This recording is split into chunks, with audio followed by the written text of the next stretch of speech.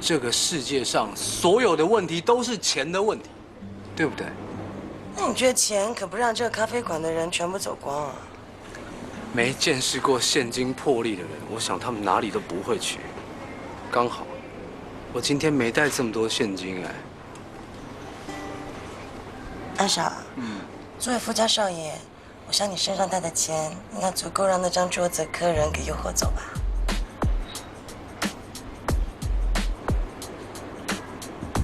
这有什么难的啊？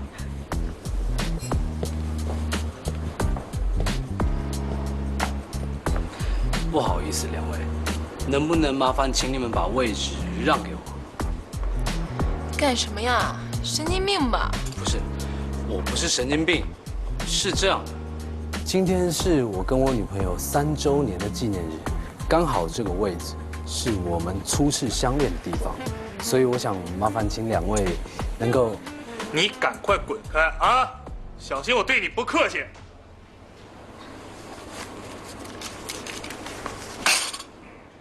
把位置让给我，还不走？我没钱了。那亲爱的，我们走吧。走吧，走吧。今天咱们不去超市了，去逛街吧。走。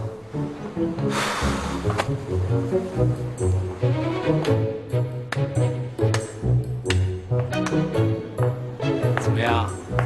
过去坐吧。不用了，我们走吧。哎，我才刚买下来，你要走了？我没需要坐那个位置啊，我只是想见识一下金钱的魅力。事实摆在眼前，没有人对钱不动心的。但钱也会有用光的一天，不是吗？就好像你现在这样。喂，喂，我还有卡呢。我去柜子里拿 CD， 却发现妈妈的东西都不见了。从那以后，我就再也没见过我妈妈。我一直在找她，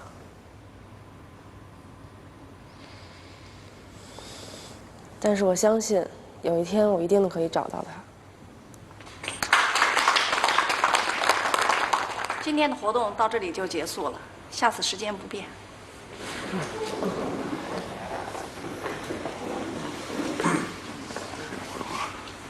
是第一次过来啊。你好，我叫徐然。听到您的名字，让我想到另外一个人，他也叫冯秀文。我就是你知道的那个冯秀文，同样的，你就是我认识的那个徐然吧？幸会。幸会，幸会。微公司的徐总怎么也经常来参加这样的聚会吗？每个人的心里都有一段难忘的故事，需要有个地方倾诉。是啊。如果是在高尔夫球场相遇，或者是在跑车俱乐部，那就实在太无聊了。徐然，6点钟去吃饭，我们在外面等你了。好，我一会儿过来啊。你平时活动完了，经常参加他们的吃饭吗？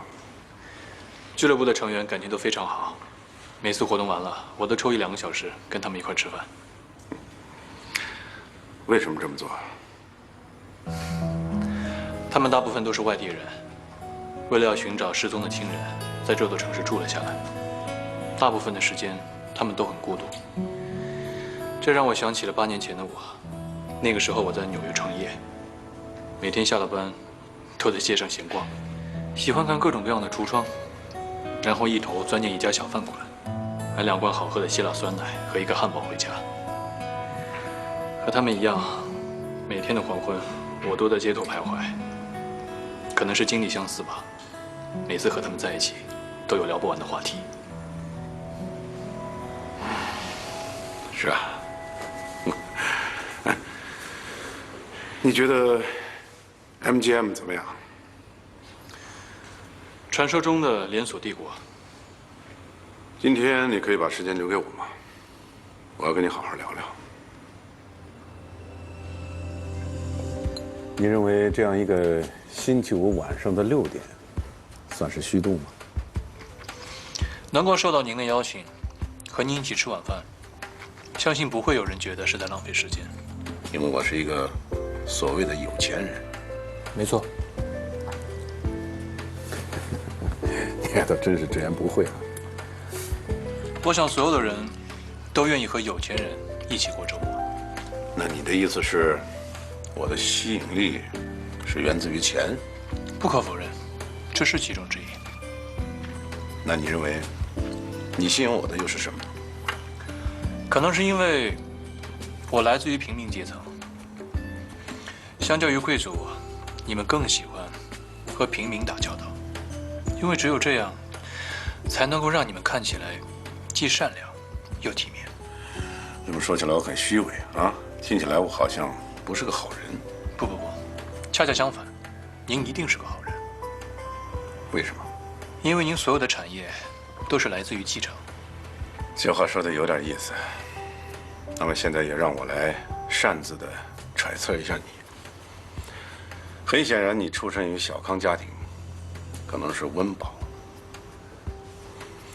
这两个词儿，我始终有点混淆不清。正如你所说的，你现在所拥有的一切，你的头衔，你的资产，啊，总之一切的一切，都是你自己挣来的。你是所谓的新贵，你是最典型的中产阶级。但是，让我感兴趣的地方是，你本来是应该心灵空洞、虚无，但是你却说出了“黄昏小职员”那一番令人动容的话。也正是这句话，暴露了你城市小平民的背景。但是这却让我感到高兴，徐然，你是个有感情的人。希望我的感情没有显露得太明显。那倒不至于。其实，在你之下的人仰视你，跟你一样的人也仰视你，比你高一点的人呢，他们平视你，心里仍有敬畏。这些人揣摩过你的底线，但是我觉得这些人永远不可能认识真正的你。那您觉得真正的我应该是什么样的？表面上你看起来无懈可击，但是你的内心十分脆弱，就像一只鸡蛋，破了壳以后，它就会流淌得稀里哗啦的。好了，不说这些了，还是来说说你在纽约的生活吧。那儿的希腊酸奶最好吃。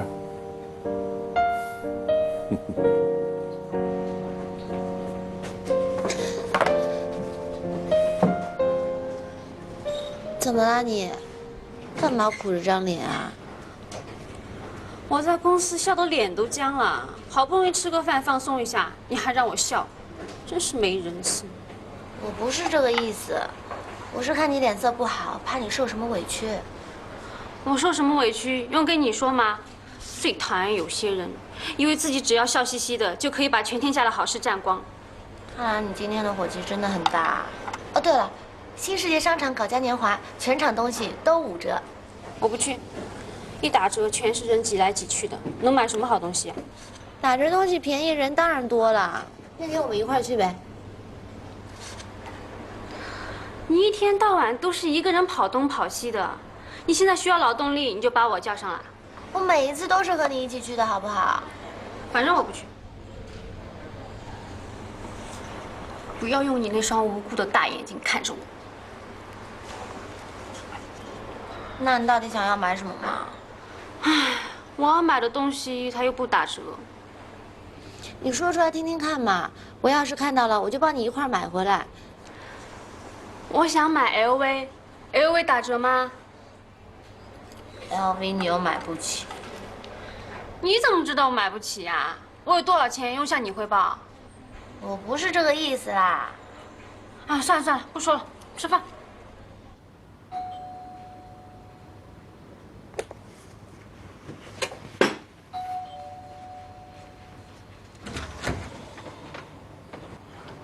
徐总，打扰你休息了。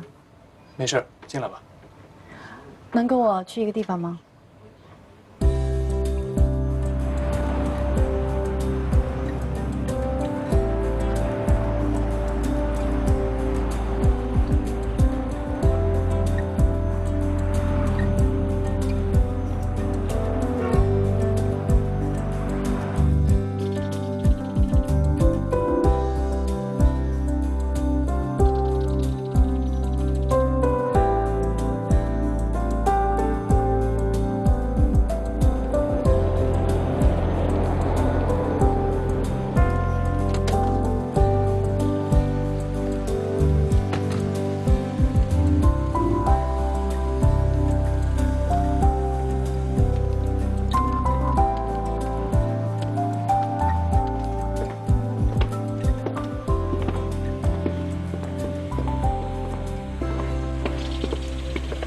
好意思占用你周末的时间，让你来我家做客。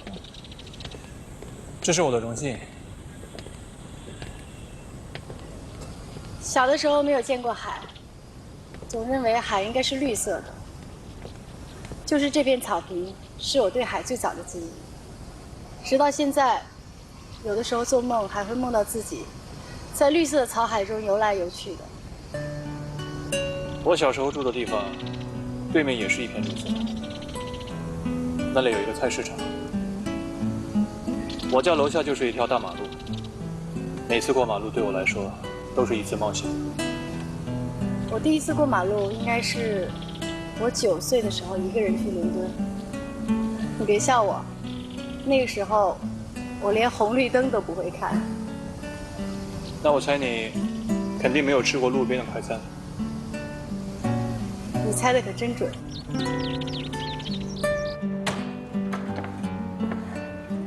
请进。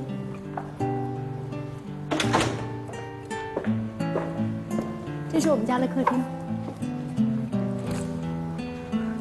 我猜你们家的家具年龄都跟你爷爷一样大。是我曾祖父留下来的。我们家就没有新的东西，除了我。带你去花园看看。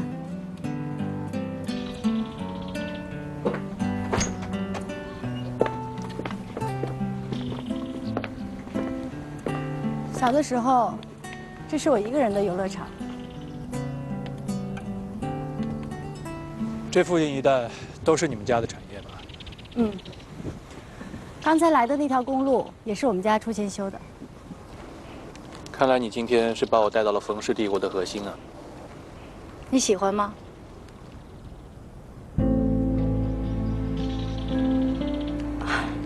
我再带你去山上的马场看看。如果你有时间，可以随时来玩。不必了，冯总。有一点你要明白，就算我同意了你父亲的邀请，到你们冯氏集团来，我的身份也只不过是一个职业经理人。我只负责打理你们的生意。今天你带我看的所有的一切，继承人是你冯无非。我很高兴，我父亲的选择。谢谢你的邀请，我先告辞了。对了，你还记得我说过要想出一个对付甲方的方法吗？你有新的信阳推广计划了？让青阳成为一个持续不断的话题。在固定的时段播出，有固定的收视人群。很不错的概念，但我需要一个具体的方案。等你的好消息。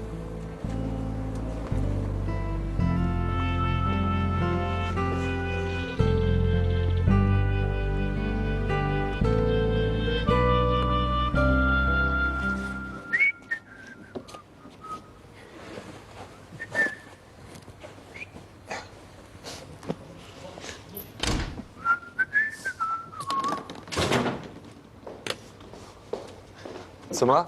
哎，你不是跟简单出去吃饭了吗？怎么一副不高兴的样子？我不知道自己做错了什么，让简单不高兴了。为什么？我约他去逛街，他竟然不去。他可是花车皇后哎。哎，他脾气那么坏，说不定在公司受了什么委屈，跟你发脾气，他会来找你的。不过我真希望那个什么500强不要给他太大压力，看着他不高兴，我自己心里也不好受。那他就是不陪你逛街？就连那个除夕嘉年华疯狂购物夜他都不去哎。那我陪你去逛街。你喜欢逛街啊？当然，我可是购物杀手啊。怎么说？我去帮你规划一下扫货路线图，看怎样稳准狠抢到你想要的东西。这么厉害啊？那我现在去画，到时候我们直接行动。好，那我现在就去拿纸和笔。好。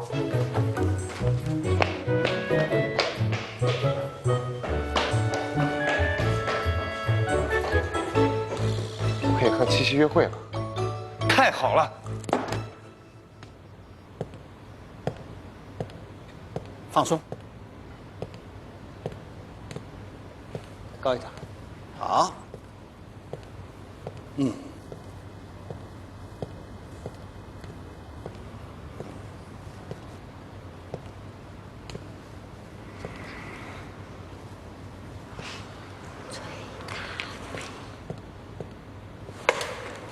怎么回事啊？一点团队精神都没有，你这是在影响大家，影响一群和谐的电线杆。对不起。全体变乌龟。你还真成了乌龟了啊！动作这么慢，站没站相，蹲没蹲相。面试而已，有你这么不尊重人了吗？琪琪，我们走。得，趁早给我走，别在这儿影响大家。琪琪。啊？醉鬼，醉鬼出事了。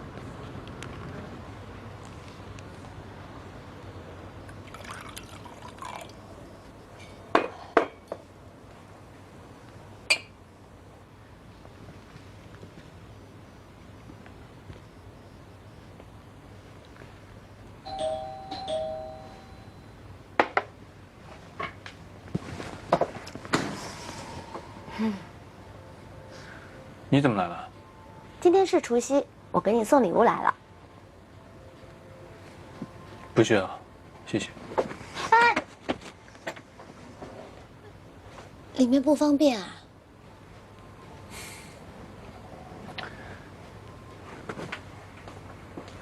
今天是除夕疯狂购，0点之后所有的商品都享受5折优惠，高兴吧？你看。我就知道，只要一打折，就连有钱人都会笑。我是笑你莫名其妙。你怎么就知道我对那种事情会感兴趣啊？打折哎，有钱捡你不高兴啊？捡钱对我没用啊。我住酒店、吃饭、开车，公司都可以报销。捡钱对我没有意义。所以我才要让你享受这一份快乐。当你买了打折商品之后，你就会听到叮当叮当的声音，那就是你省了钱之后，那些钱掉进你口袋的声音。可能钱对我的作用真的不是很大，你就别在我这浪费时间了，赶紧去疯狂购吧。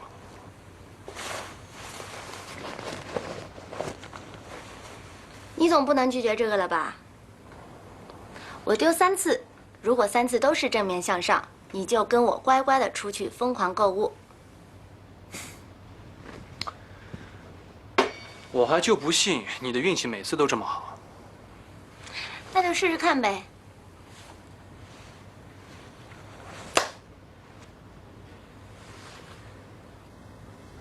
还有2次。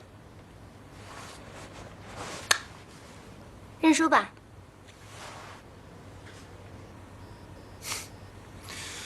再来。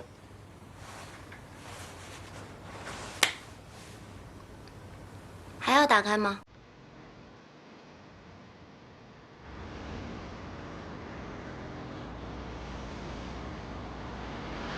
亮玲，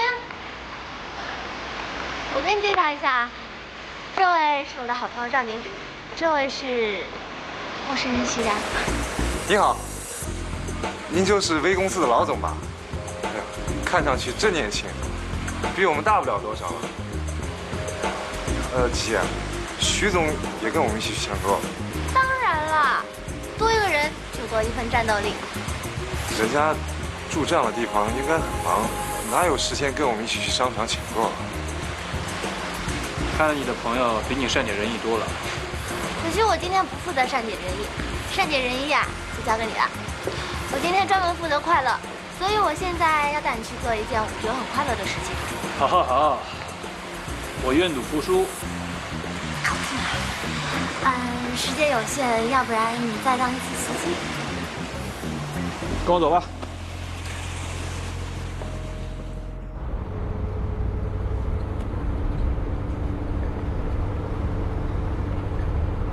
去哪儿啊？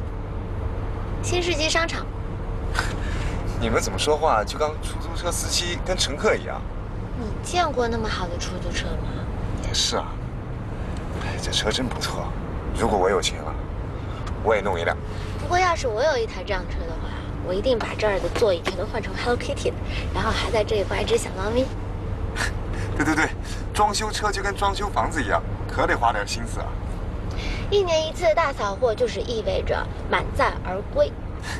我已经准备好了。我会帮你拿东西的。那怎么好意思啊？没关系，我可以当你的军师，也可以当你的杂工啊。这样子的话，我岂不是就要付给你双倍的工资啊？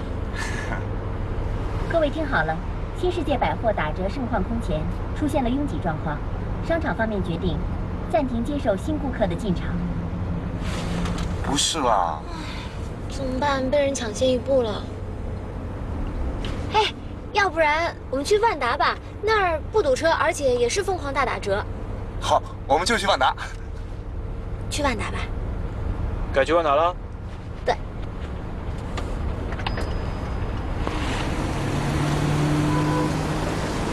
等一下进去之后呢，我们就先到1楼的 A 区，那边有一条我看上很久的裙子。当然了，除了裙子之外，还有帽子、裤子和鞋子。你记住我的型号没？放心，我记住了。好，那等一下呢，我们就分头行动。如果找不到的话，我们就电话联络，然后就在 A 区门口集合。没问题。那请问我干嘛？你没有想要买的吗？我什么都不缺啊。不缺也要买。对了，你就去买领带。赵宁刚好要找工作，你多买几条，他一定能够用上。领带在哪儿买啊？你跟着我走，我待会儿会指给你看。我们今天即将要面对就是一场恶战，对待手里的货物，只要钱包没贬，我们就要实行不抛弃、不放弃、不嫌弃政策。对待再凶险的敌人，我们也要跟他拼了。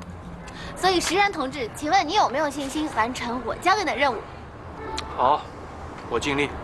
那你呢 ？Are you ready？ 时刻准备着。Go！ 哎，你怎么样？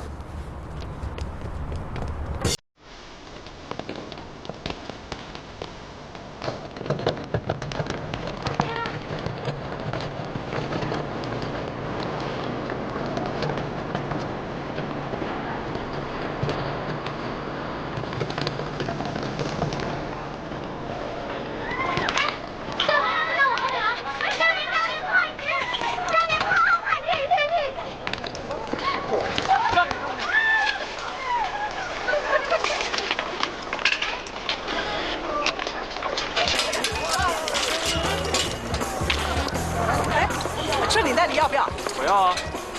看你也不像打着领带的人，给我。哎，阿姨，这个。阿姨，哎呀，你没事在这找什么挡什么道啊？出去站去！你以为你像电线杆？你以为模特啊？好啊！哎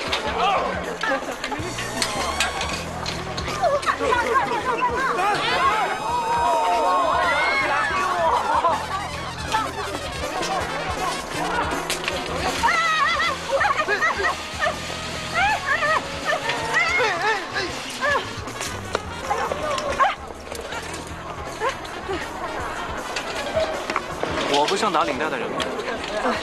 像。我杵在那儿像电线杆吗？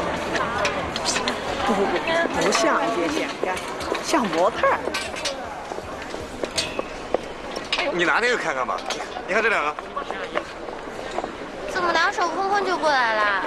你在那儿那么久当模特啊？哇塞，这也太多了吧！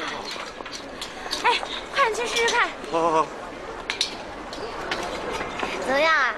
有没有体会到疯狂大抢购的乐趣啊？我是不是真的很像模特啊？木头的，还是现成的。来，转过去，帮我把这件也拿好。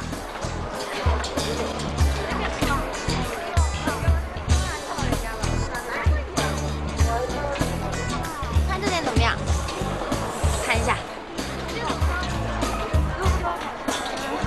这件呢？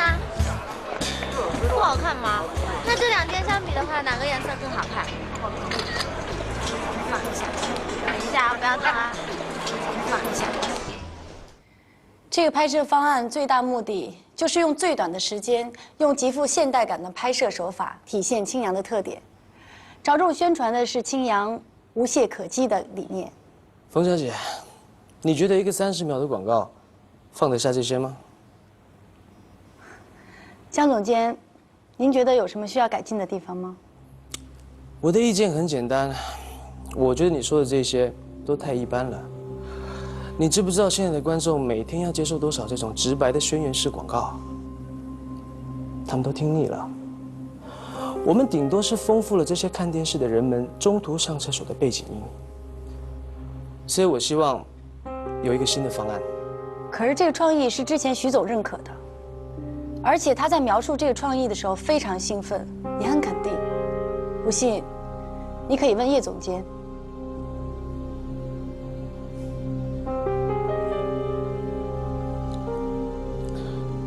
冯小姐，我们公司对于设计产品宣传这个环节，向来是很民主的，每个人都可以提出自己的意见，谁的意见好就照谁的做。即便是徐总认可的案子，我身为一个员工，一个品牌总监，我一样有权提出我的意见。我想徐总会很认可我这样的态度。江总监是在反对徐总的创意了？我跟徐总共事这么多年，我不太相信这是他的创意啊。好，您可以找他去核实，我等你的好消息。我会的。请进。江总监，金阳新广告的下一笔经费需要您的签字，你看看，这是他们最新的预算表。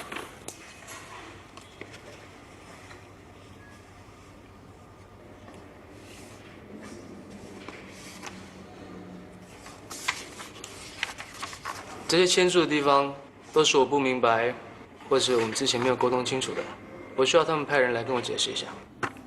好的。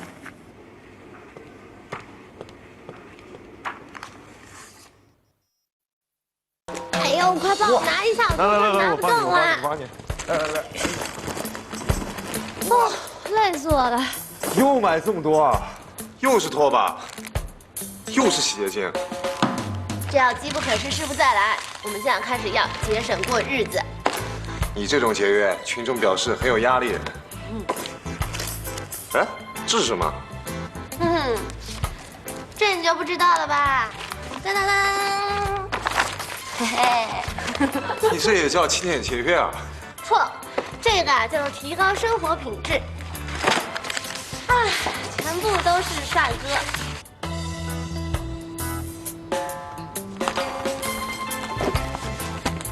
耶！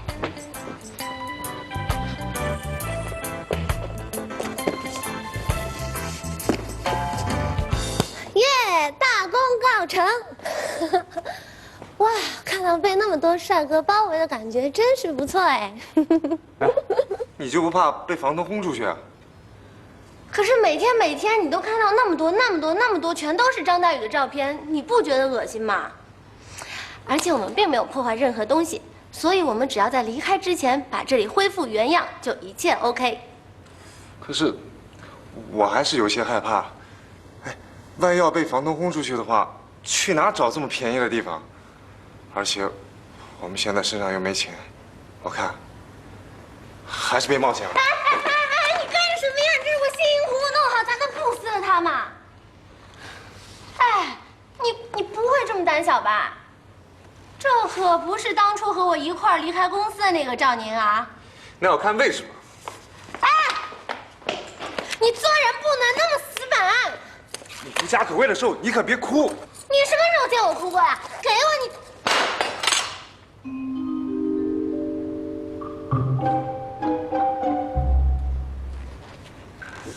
不是我弄的。现在可真没家可归了。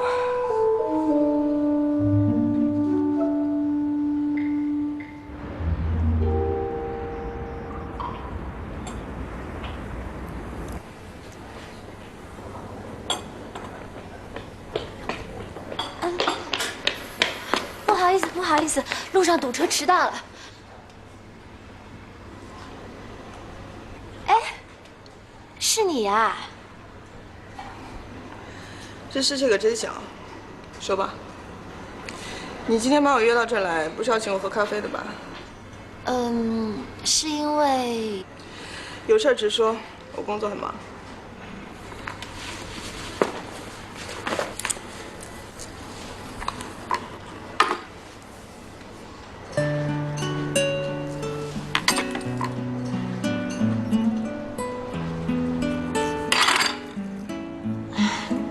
不好意思啊，实在是对不起，我不是故意的。当初租房的时候，条件已经说得很清楚了。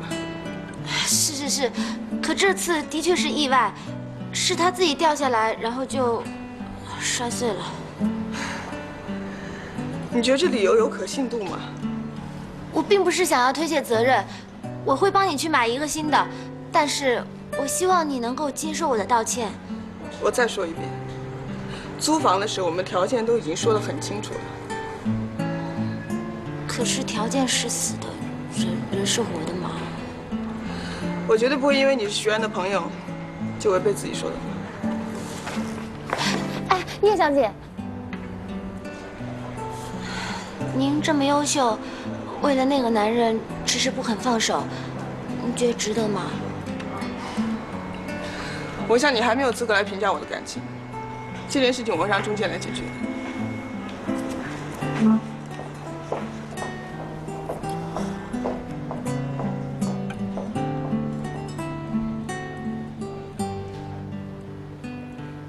预算表的第一稿，江总监在上面批注了一些需要沟通的地方，我派专人去跟他做了详细的解释。这个是我们做的预算表的第二稿，这一次我自己去做的解释，而且回来之后，我做的第三稿，结果又被退了回来。徐总，我希望如果你跟江总有什么个人不愉快的地方，你自己去解释，不要因为你们俩的原因浪费我们的劳动和时间。方总，首先有一点我要跟你声明，在 V 公司工作的所有的员工都是专业的，他们懂得公私分明。更何况，我和江东是很多年的好朋友，并没有你所说的什么个人恩怨。江东并没有错，站在他的立场，他应该这么做，可能是过于谨慎了。你放心吧，这件事情我会亲自跟他沟通的。好，那我就等你的好消息，徐总。今天我看到了你作为上司维护你的下属和公司利益的一面，这是好事。你知道，我喜欢从好的方面去理解工作和生活。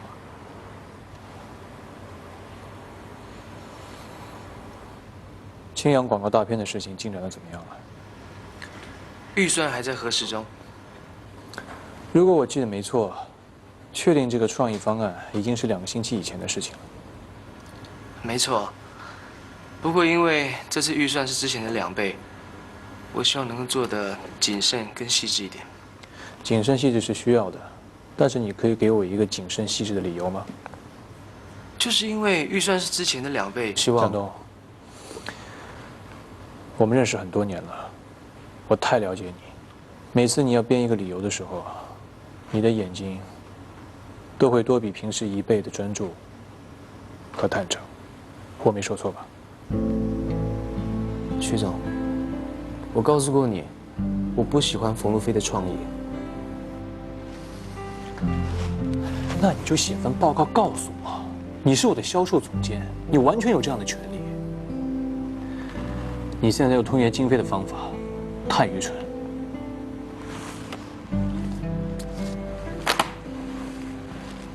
你3次退回别人的预算报告，这只能证明一点。你的出发点并不是这个创意本身，你考虑的可能是我跟冯路飞这段关系，你考虑的是我的感受，我猜叶柔还会告诉你，这个创意里还有我的想法，是不是？徐总，请你不要误会，我只想尽我的职责啊。你不要在下面设置那么多小障碍，你直接来告诉我不就好了吗？我上次试图跟你讨论过1次。你以我带有太多个人情绪为理由，完全不让我解释。你知道我说的牵涉私人情感，指的是你跟谁吗？当然是我跟冯路飞。我跟他有误会吗？错，我指的是你跟我。我们在一起工作很多年，我完全认可你的能力，我也知道你一直对我很忠诚。所以你不必每次都在我的面前刻意的表现，江东，你就是你，不要因为我们的上下级关系而丧失你的勇气和自信。徐总，我知道了，预算的事我很抱歉，我会处理的。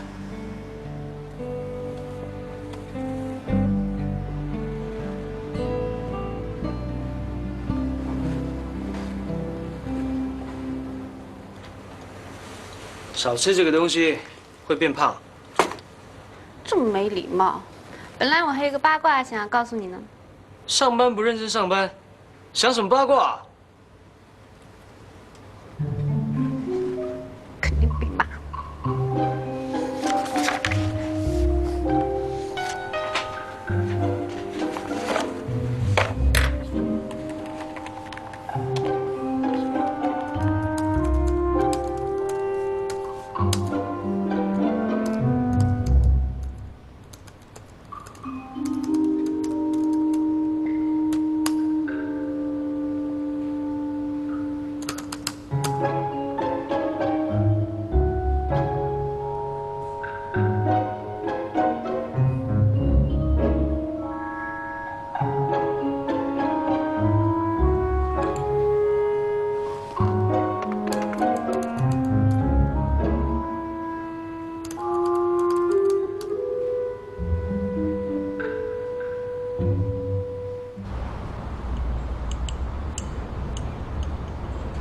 这新款蛋糕很好吃哎，你尝尝。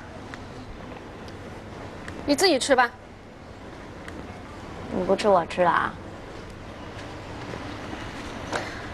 这件衣服挺好看的嘛，别人送的。就是那天疯狂大抢购的时候买的。你不去真可惜了。那天我挑了好多今年的新款，改天你去我那儿挑挑，你要是有什么喜欢的，就分一点给你。看样子你逛得蛮开心的嘛。可刺激啦！男朋友都好到陪你去抢购了。我什么时候有男朋友啊？你那么多异性好友，说不定跟谁好了没有告诉我呀。我那天是跟好朋友去的，我叫你去你又不去。哎，你要是跟谁好了，你也别瞒着我呀，我也不会跟你抢。我是真没有，你就饶了我行了吧？好好想想，这周末去哪玩？算了吧，那么多人想陪你，我还是自觉一点吧。你最近是怎么了？是我怎么啦？还是你怎么啦？啊，行行行，算了算了，没什么啦。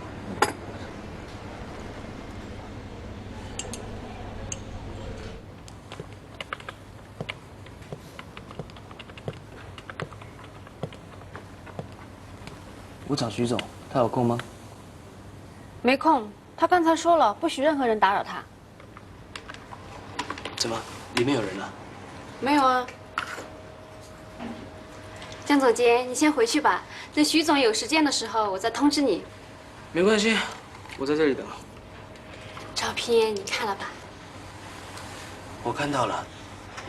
哪里拍的？商场啊，除夕嘉年华疯狂购。你都不看报纸的哦？我对购物不感兴趣。简单。徐总，我要出去一趟，取消今天所有的会议。好的。徐总，我有事要跟你说。明天吧。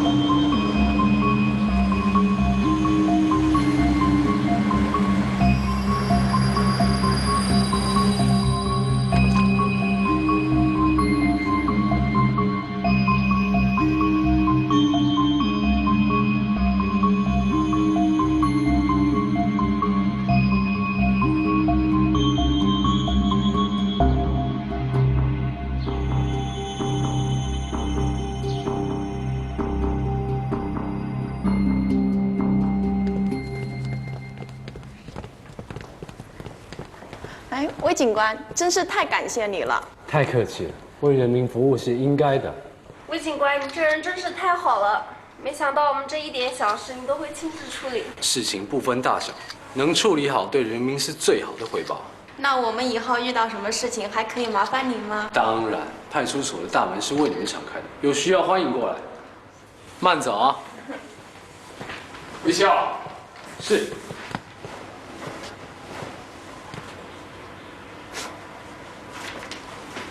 到我办公室来一趟。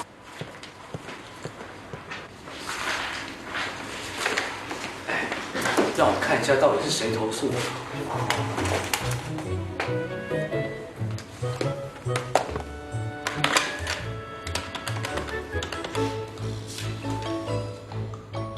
你好，微公司公关部。V 公司。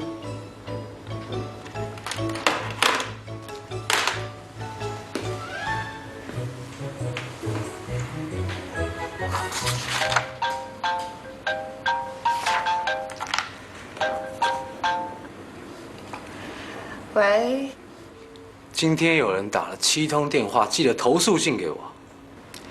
干嘛？兴师问罪啊？挨骂了吧？记过呢，还是写检查呀？说出来让姐姐高兴高兴。很抱歉，我被夸奖了。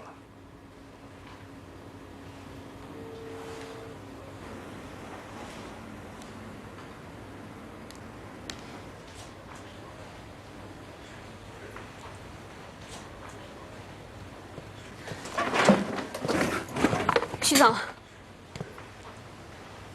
昨天下午有人找过我吗？哦，昨天下午我帮你把所有的会议都取消了。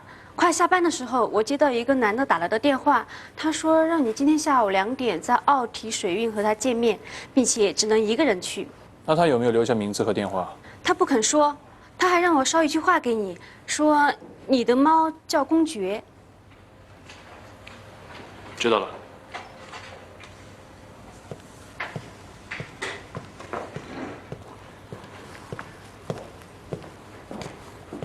哎，江总监，谢谢你上回。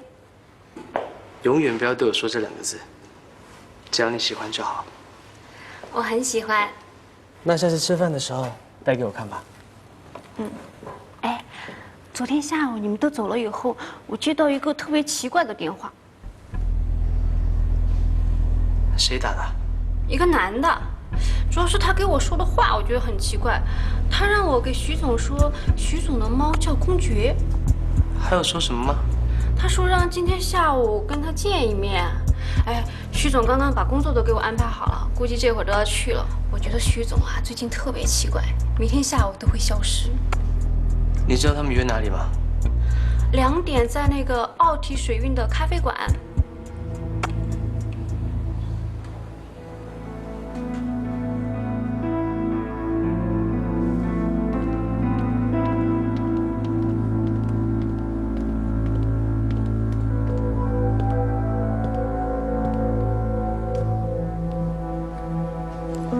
一杯蓝山。好的，请稍等。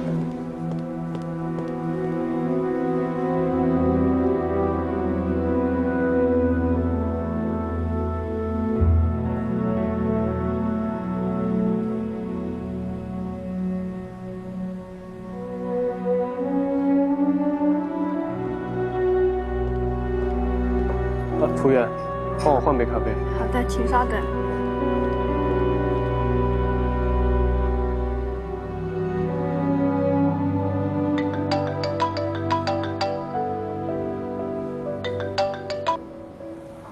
喂。我让你的助理转告你，让你单独赴约，是他没表达清楚呢，还是你不愿意？我是一个人。你不是。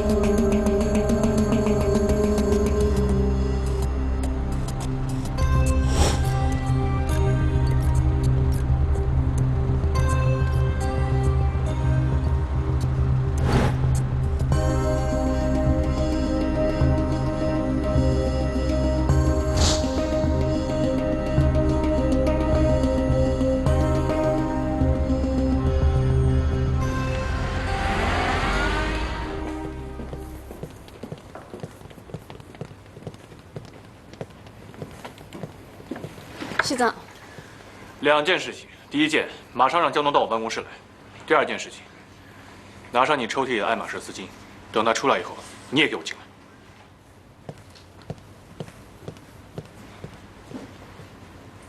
江东，我从来没有想过你会在我的身边安插眼线，会收买我的助理。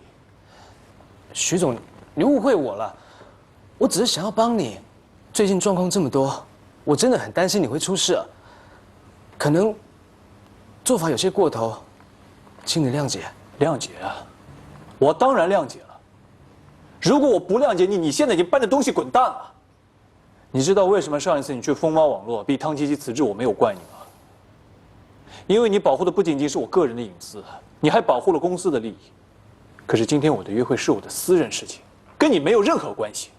徐总，我只是觉得我们之间的关系应该比普通的上司跟下属多一点。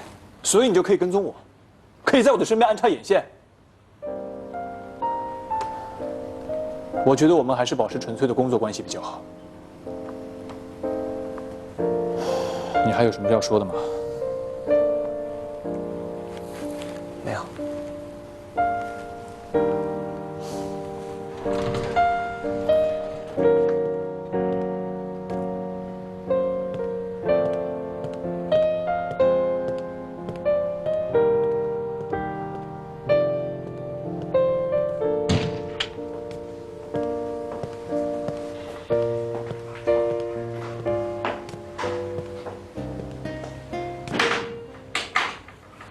公司章程第61条怎么说的？我忘了。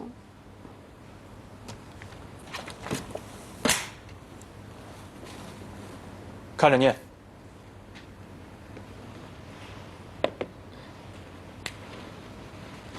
第61条，助理需要绝对保持信息的机密性，不得随意向任何人透露机密文件。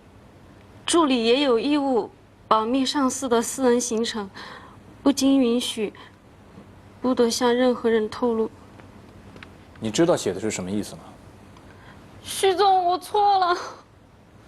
我知道你坐在这个位子上，会面临很多的诱惑。就算不是江东，我相信也会有很多人拿着爱马仕的丝巾来找你。你受点小恩小惠，我无所谓。但是今天这件事情，你过了我的底线，这是人品问题。徐总，你再给我一次机会吧。我可以不开除你，我给你主动辞职的机会。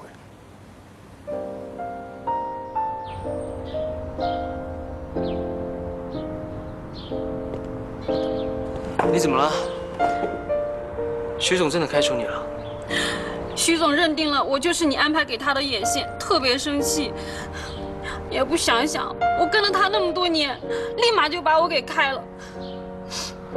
如果他真的这么想，事情就严重了。我可是什么也没有做啊！就我这样的，我能当得了间谍吗？反倒是你，一点事儿也没有。他之所以开除你不开除我，只是因为我的职位比你高而已。我就这样成了你的替死鬼了，你说我现在该怎么办呀？你先回去，我再跟你联系。哎，你要帮帮我啊！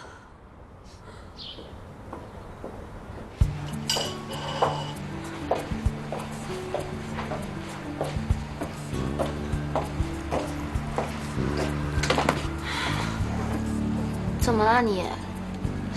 七七，要是我无家可归了，你会不会收留我啊？没那么严重吧？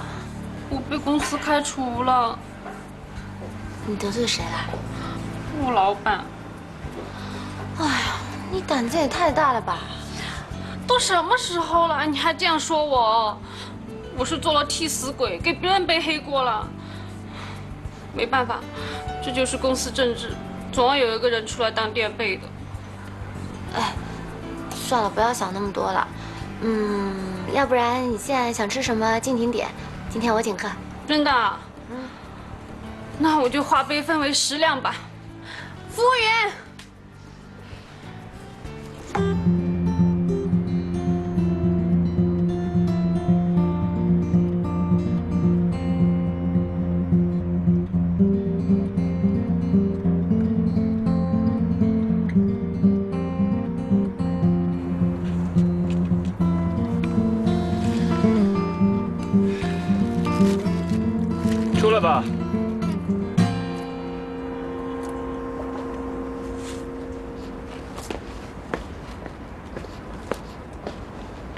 你怎么知道我在这儿啊？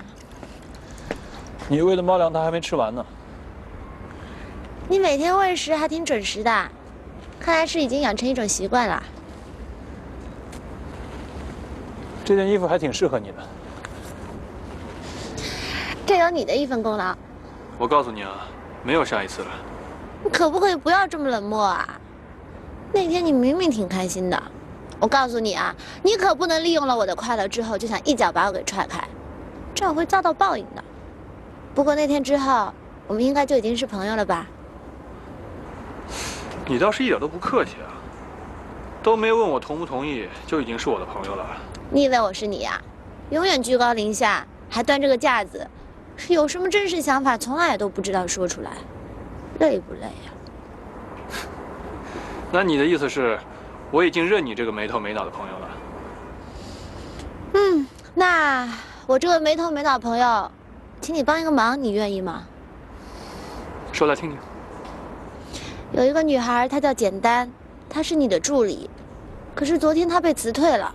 我相信中间一定是有冤枉，一定是有误会，所以，其实她是一个很简单的女孩，就像她的名字一样。所以我在想，你可不可以网开一面，让她继续回去工作？不可以。为什么？公司的规矩不能因为个人的感情而改变。我是总经理，更应该清楚这一点。可是就这么一个员工因为误会而被开除，难道你们公司就这么不在乎一个为你们卖命的员工吗？如果是为了利益才成为朋友，那这样的关系一点都不纯粹。你不会以为我是在利用你吧？你还没到这份上。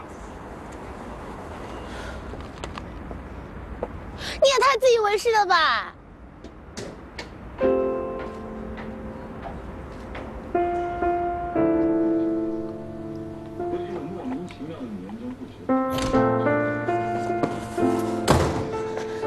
我都快被气晕了。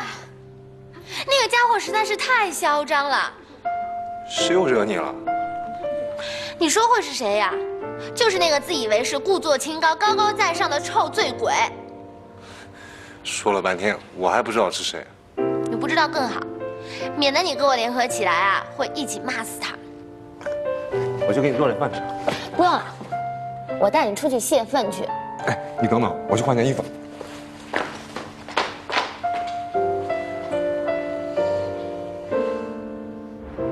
喂，七七，你有没有搞错啊？你没有带钱叫我来吃饭，我换了衣服，我可没带，你是知道的。不用担心，提款机马上就到，你就尽管放心的吃。真的假的？哎，你这么开心，这就是你所谓的泄愤？当然了，我要是不吃饱的话，哪里有精力去骂他呀？你说的不会是徐然吧？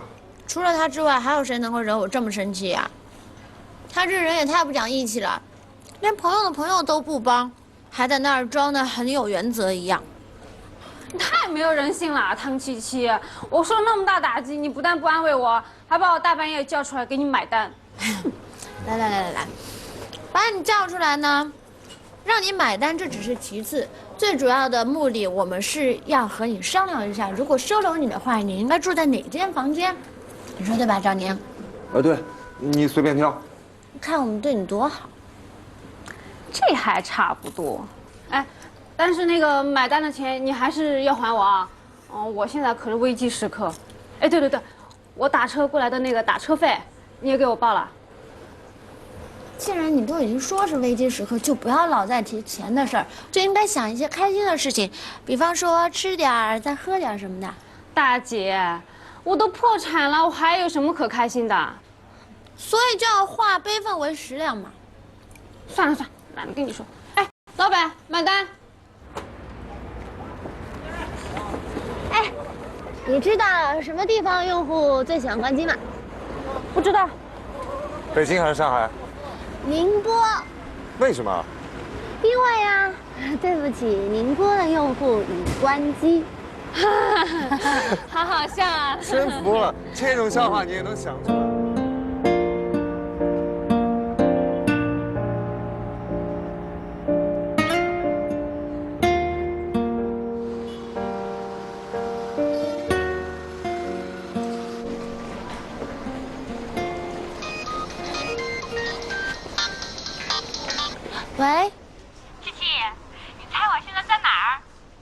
你这口气也不像是在糟糕的地方啊。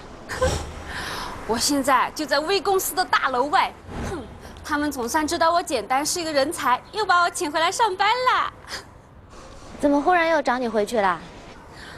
谁知道呢？可能是我老板徐然发现根本就离不开我，想了一晚上，今天早上亲自给我打电话，让我回来上班的。那就恭喜你啦，你老板终于开窍了。那我们找个地方庆祝一下。好啊，好啊。哎，你过来的时候记得把你昨天晚上欠我的钱还给我啊。拜拜。好，知道啦。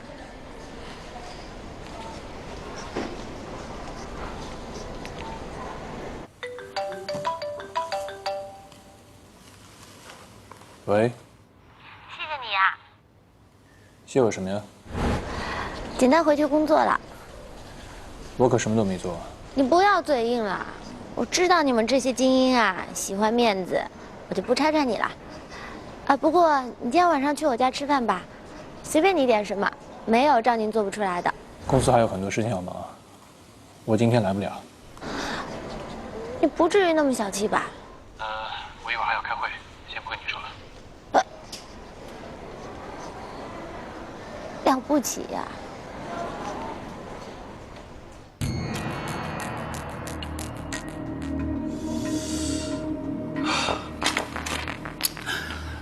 这件事儿你怎么处理？我正在等他。不要等太久，尽快处理好吗？每天一进公司门，那一大群记者，我头都快炸了。李总，你放心，叶柔已经在处理了。请问徐总到底如何应对马凯？徐总会同马凯一同前往美国上庭吗？很高兴各位对我们 V 公司八卦的关心。我作为 V 公司的发言人，我要确切的告诉你，这件事情没有影响到 V 公司旗下的任何品牌。青阳的广告大片也在如期拍摄当中，9月份即将揭开神秘面纱，与大家见面。谢谢。那请问徐然会公开跟所有的受骗者道歉吗？对不起，我能告诉你的就是 V 公司的所有计划和安排都在如期进行中。我是 V 公司的发言人，谢谢合作。谢谢。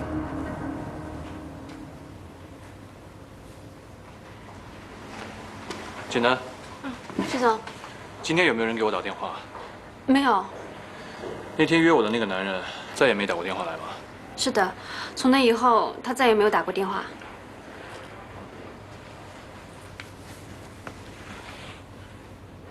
公司旗下的任何品牌。青阳的广告大片也在如期拍摄当中，9月份即将揭开神秘面纱，与大家见面。那请问徐然会公开跟所有的受骗者道歉吗？对不起。谢谢。我能告诉你的就是 V 公司的所有。这个太无聊了。在如期进行中。我是 V 咱们换个节目吧。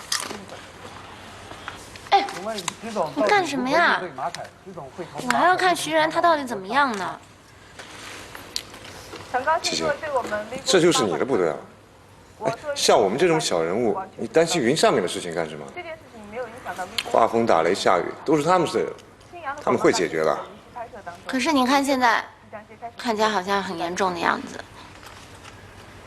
我还是给他打一电话吧。徐然会公开跟所有受骗者道歉吗？他根本就不把我们当朋友。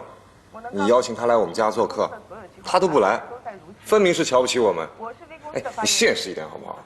可是他至少是帮简单找回工作的人。错，不是他帮简单找回工作，当初开除简单的就是他。有钱人一天到晚喜怒无常，不知道吗？好吧。不过我还是想给他发条短信。不要管他了。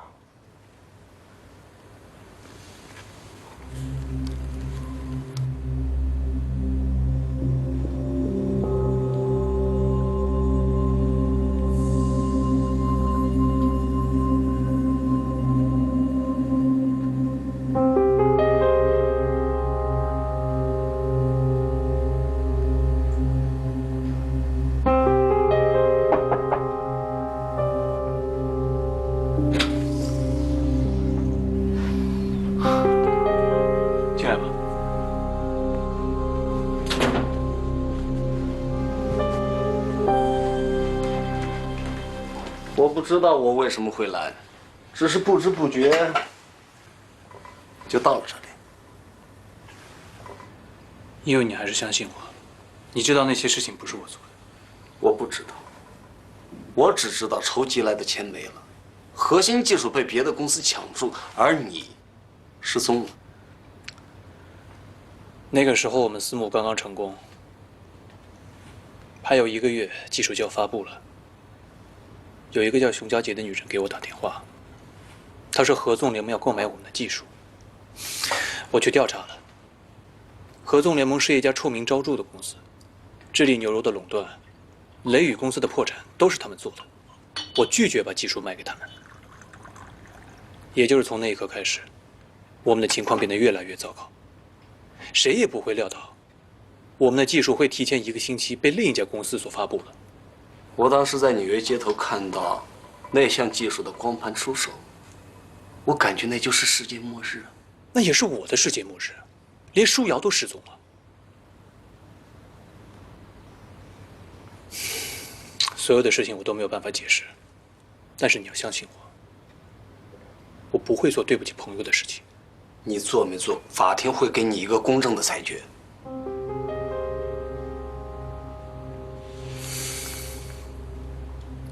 前不久合纵联盟又跟我联系了，他们承认了，当时所有的事情都是他们操控的，包括公司的破产、舒瑶的失踪，所有的一切。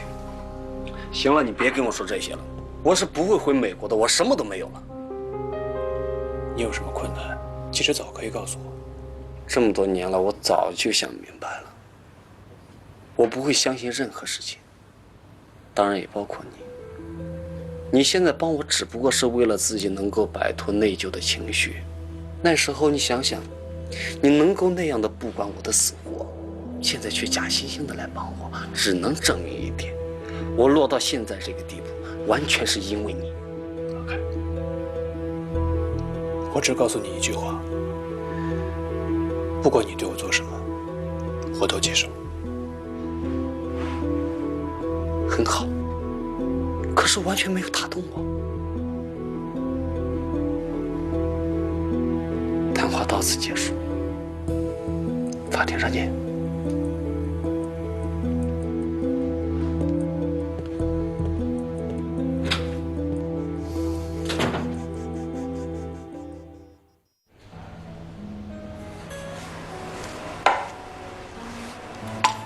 吃吧。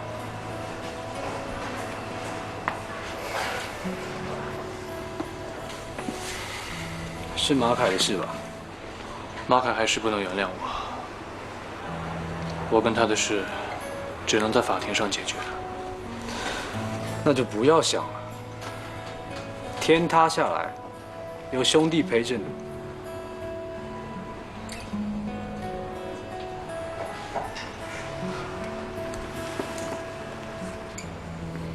喂。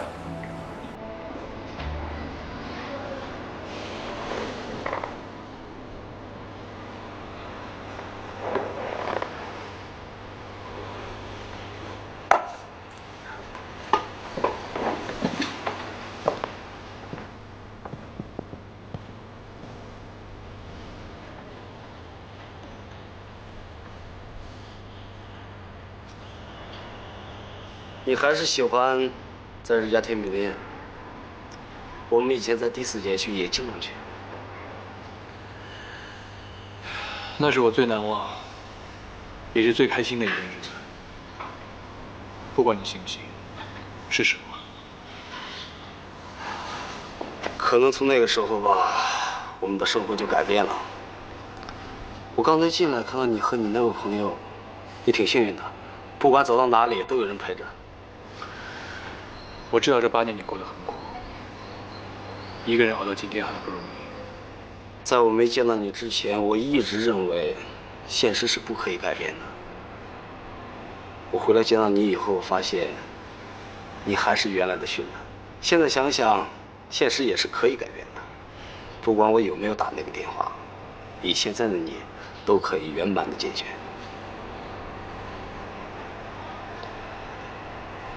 我吃醋了。